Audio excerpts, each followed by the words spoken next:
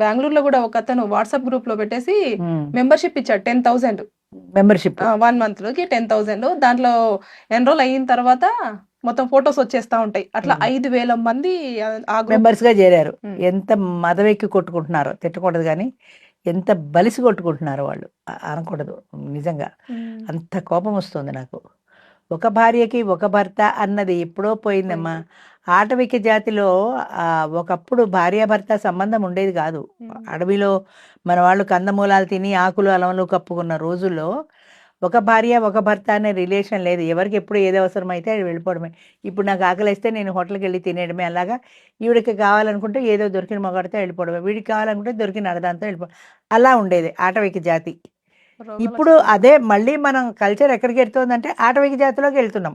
ఎవరో ఒకడు వేరే వాడు కావాలి, టేస్ట్ కొత్తది కావాలి అని మళ్ళీ ఆటవిక జాతిలాగా ఎవరో ఒక మగాడు ఎవరో ఒక ఆడది అన్నట్టు అయిపోయింది తప్ప ఒక భార్య ఒక భర్త ఒక బంధము ఒక ఫ్యామిలీ అన్నది దాని అర్థమే మారిపోయింది కదా అసలు.